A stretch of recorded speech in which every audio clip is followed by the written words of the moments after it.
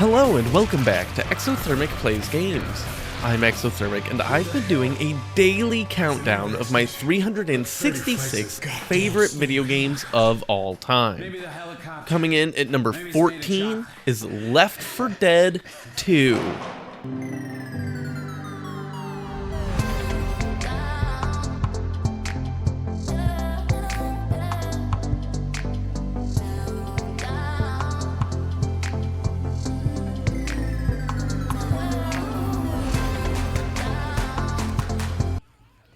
Originally, when I made my rankings, I had Left 4 Dead and Left 4 Dead 2 on here.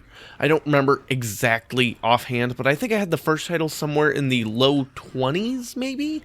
The comparable nature and rankings of the two games led me to just delete the original and pseudo-roll it into this ranking here. I did that because someone had guessed Super Meat Boy as a video based on the clue I give at the end of each one, and it was at that moment that I realized that game slipped through the cracks and I really wanted to put it on the rankings, so I had to make room for it, so out went Left 4 Dead, in went Super Meat Boy, way further down the rankings at 222, but it had to go somewhere. I do want to add that when Left 4 Dead 2 came out exactly 1 year after the original, that felt like it was way too close, and really, how different could they be? The answer is, it turns out, not that different. There's a couple new enemy types, a couple more weapons, new levels, and new playable characters, but ultimately, they wound up just adding all of the old stuff to Left 4 Dead 2 anyways down the line, so if you own one, you own both. I love the cast of both games, so it's awesome to be able to have access to all of those characters.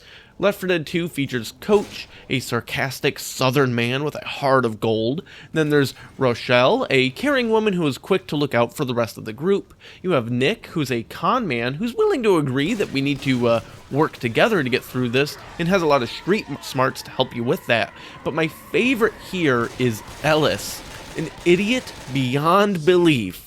But his aloof behavior and constant joking keeps the otherwise grim moods light, and he's got a lot of great random dialogue. Those are the characters for what's actually being ranked here, but I want to touch on the premise of Left 4 Dead 1, and really the whole thing, and spend a little bit of time with the original cast.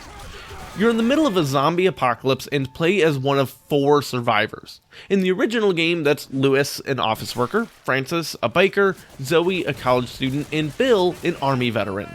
Bill was by far my favorite, so I always played as him if I could. Part of the brilliance of Left 4 Dead is how the story is delivered.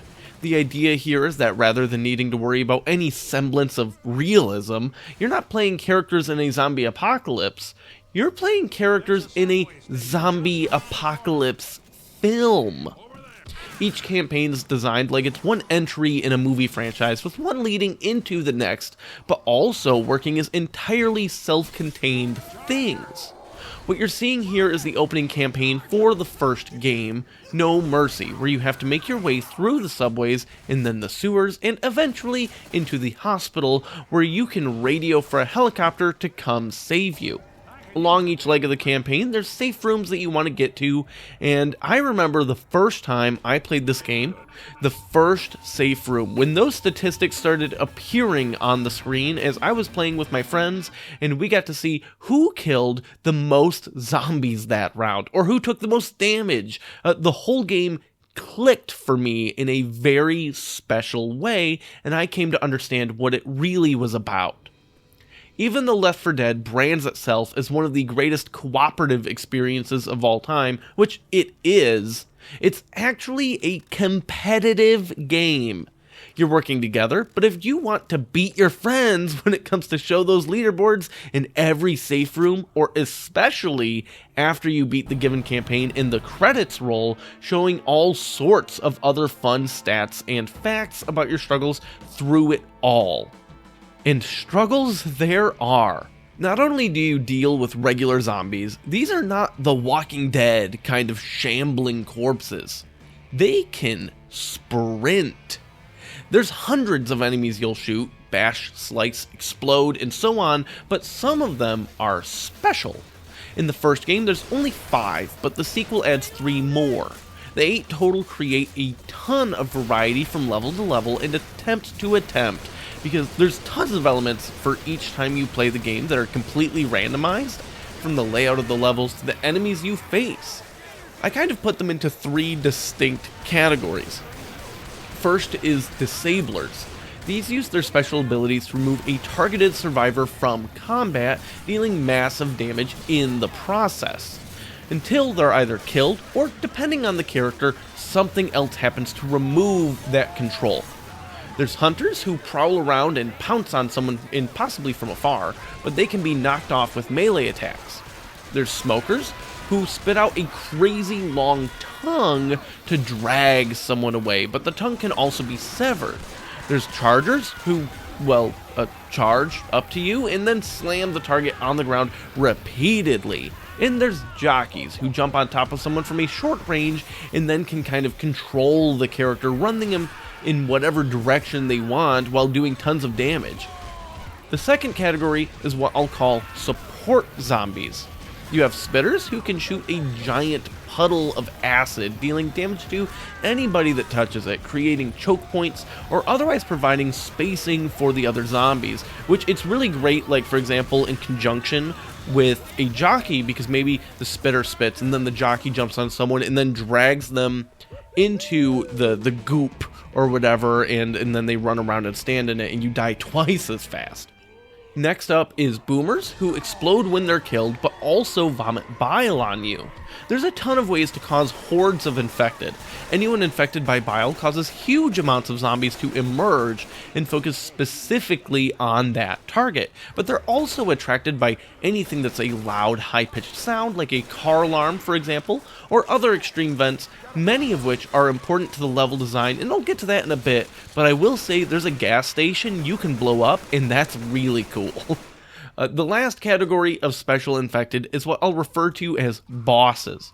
They're not bosses in the literal sense, because where you would structurally expect a boss fight comes in the form, instead of like a big singular enemy, in wave after wave of zombies as you try to defend a location or race through something, depending on what the story is doing.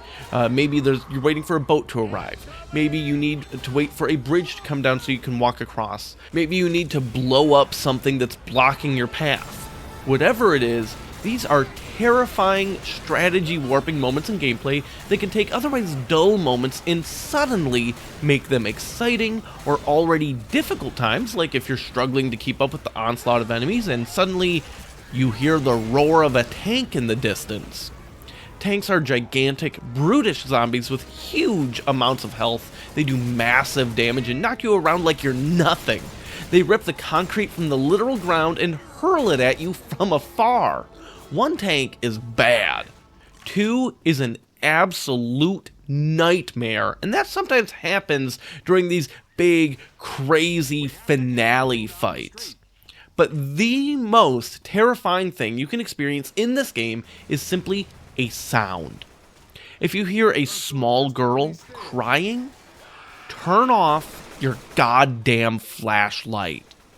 Lighting in these games is extremely important, and one of the biggest things you interact with that adds to the intense immersion going on.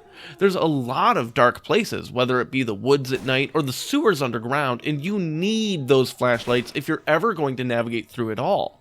But sometimes you're better off fumbling in the dark. The crying and the light, almost choral chanting in the background means there's a witch nearby, and those are scrawny girls that will mess you up.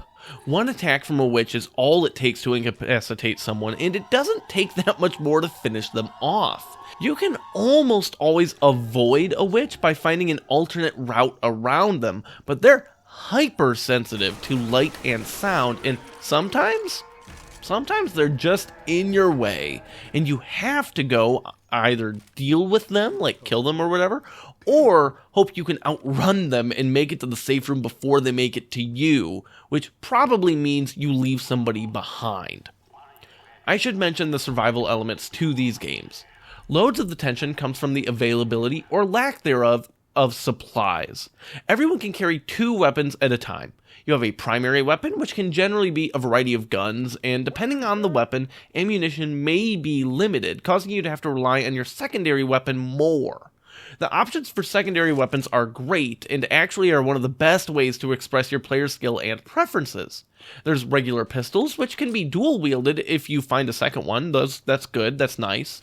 There's a Magnum, which has a much slower rate of fire and lower clip size than the regular pistols, but one-shots most infected, although you can't dual-wield that. And of course, there's a huge, insane, fun variety of melee weapons. Want to use a fire axe? Go for it. Want to use a golf club? Go for it. Baseball bat? Frying pan? Katana? Guitar? Garden gnome? Loads of options. Importantly, the secondary weapons have infinite ammo. Of course, the guns do need to be reloaded, but you'll never actually run out. So if you run out on your primary, you'll always have something. There's loads of usable items you can find and scrounge for too.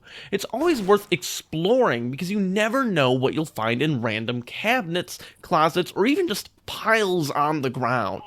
Keeping with weapons, you can get special ammo that adds incendiary or explosive effects, but there's also different types of grenades. None of them are literally grenades, as Bill is apt to remind you, but they're all phenomenal.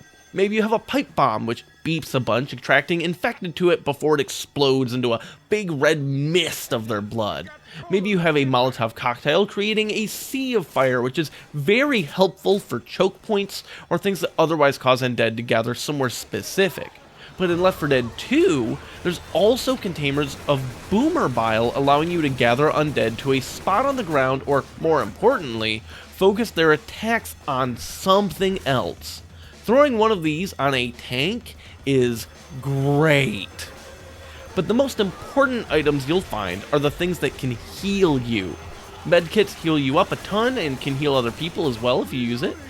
Pain pills give you temporary health. Adrenaline shots speed up everything you do. One thing that's important is that as you take more damage, you move slower, making it harder to progress through a level, but also your teammates may have to make a decision about whether or not they stay and protect your slow ass, or if the weak are simply left behind in the right moments as like a strategic sacrifice. Sometimes you just need to have just enough to push it and make it through to the end.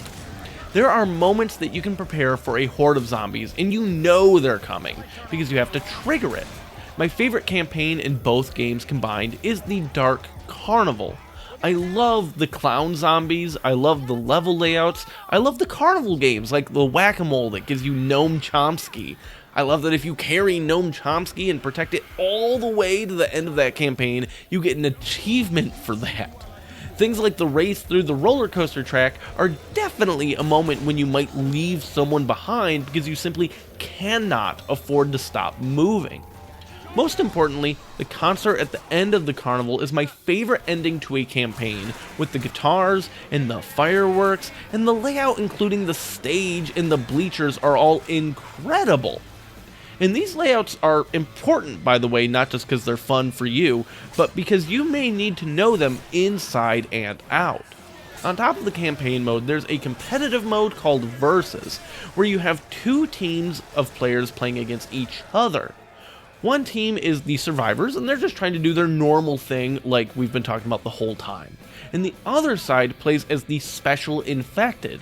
You spawn as one of the different options and can navigate on rooftops or outside the player's paths to set up traps and coordinate to really take them out in choke points or whatever it is you decide to do. It's a ton of fun, but definitely requires a lot of cooperation on both sides, so I generally only ever really did it if I could field a full team of people I knew and trusted.